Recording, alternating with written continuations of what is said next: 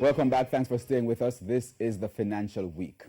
News is emerging that the functions of the Petroleum Corporation of Jamaica, PCJ, are to be subsumed into the Ministry of Energy.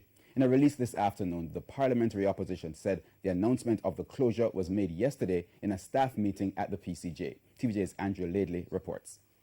Opposition spokesman on mining and energy Philip Paulwell says he's concerned about the impending change.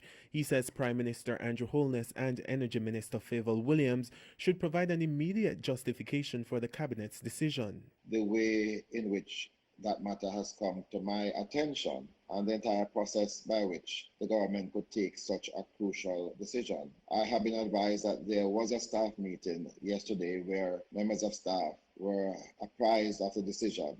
I recall having asked certain questions of the minister based on the rumors that persisted, and those questions were really not answered. So I'm very disappointed.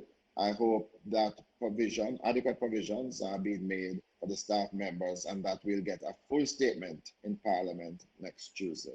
Mr. Paulwell says the decision for the PCJ functions to be subsumed into the ministry is ill-advised and will plunge Jamaica's energy sector into uncertainty. This institution that has been with us for so many years has tremendous responsibilities. It was established during the first and major energy crisis, and some of the elements of that crisis still remain with us. So I believe that for the government to take such a radical step, it ought to have gotten the benefit of views from the various stakeholders, from the opposition, and some notification should have been given to the Parliament that this was being pursued. In the meantime, General Secretary of the Union of Clerical, Administrative and Supervisory Employees, John Levy, says workers at the PCJ are restive because of the way the announcement was made. Total uncertainty and almost a total blackout in terms of knowing what is happening and what is the next steps.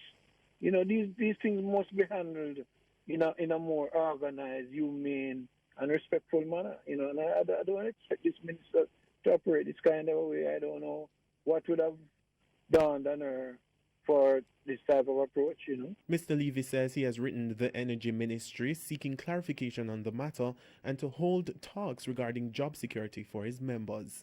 Andrew Laidley, TVJ News. The Jamaica Public Service Company, JPSCO, says it is on track to complete its new substation in Linstead in keeping with grid modernization plans. The new Mitchell-on-Halt substation will replace the existing facility presently in operation. It will result in improved service and a reduction in the number of power outages in and around Linstead and Bogwalk. The project, which started in 2017, is scheduled to be completed in December. The total project cost is $489 million. The design of the new substation will also allow for more efficient maintenance activities and the delivery of additional future benefits. We go down to currency trading. Today ended with the US dollar selling for $137.43.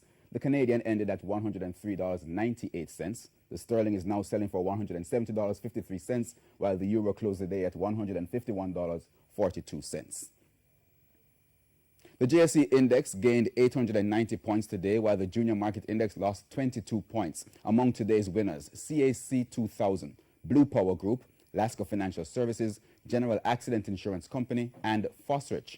On the losing side were Jamaican Teas, Honeybun, Epley, Mayberry Investments, and Lasco Manufacturing.